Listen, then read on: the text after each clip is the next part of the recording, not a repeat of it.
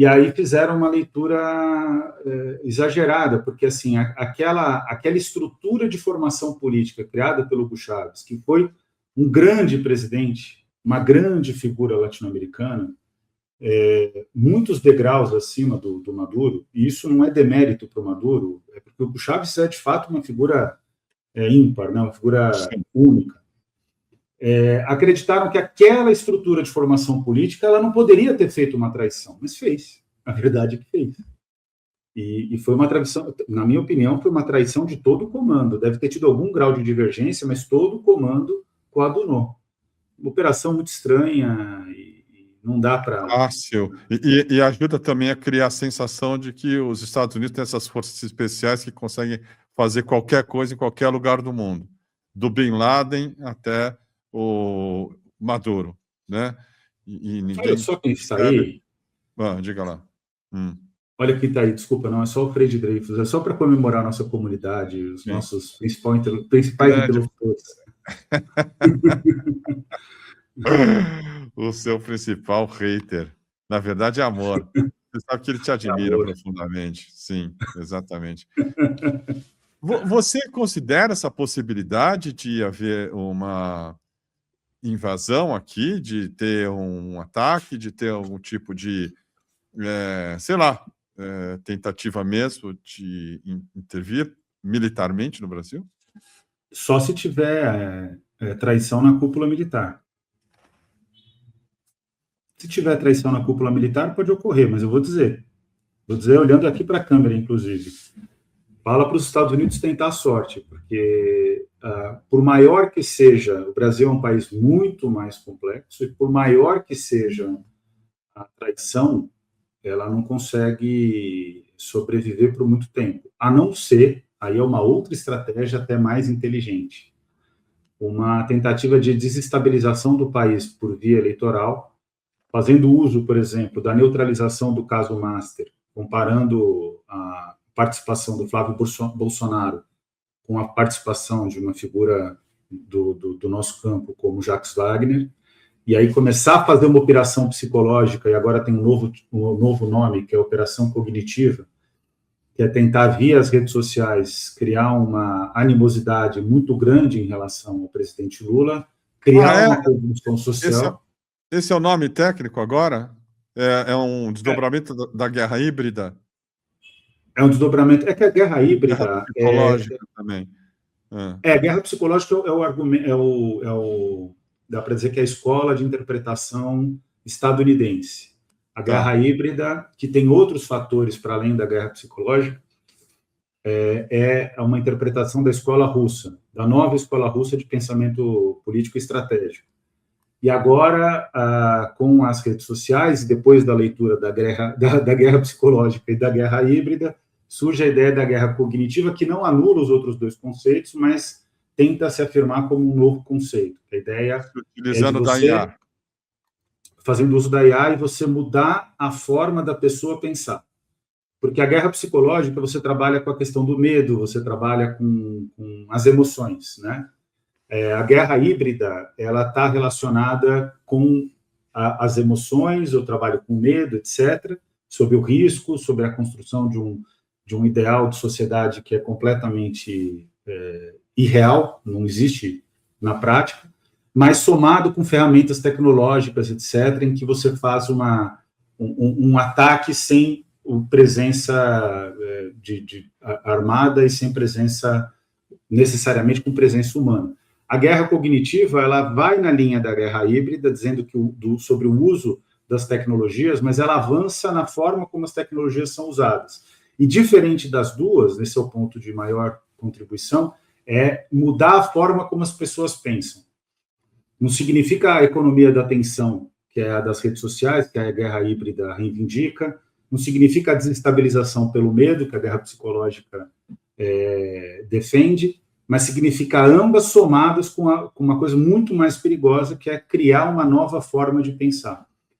Aí o que eles acreditam que pela sobreexposição do algoritmo e a subregulação humana, o resultado disso é que isso é possível, né?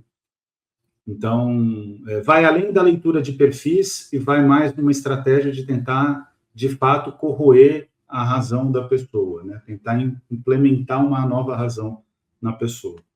Aí tem gente que vai dizer que isso é impossível, enfim, aí tem todo um debate. Bom, tanto Mas não é um novo possível tempo. que já está acontecendo, e você, como educador, sabe disso também, o quanto mudou do ponto de vista cognitivo a noção que as pessoas têm da realidade à sua volta, né? Passou a se encarar com normalidade, por exemplo, um presidente americano que se compara ao Hitler. Isso não causa mais estupefaciência em ninguém. Ninguém está chocado. Ninguém está, sei lá, gritando socorro. Isso, na sua opinião, vai ter um momento em que vai mudar? Isso que a Meloni fez, eu não estou achando que vai além de uma reclamação em italiano, mas um assim, desgaste do tipo, nós vamos ter que engolir esse brutamontes grosso e escroto até quando?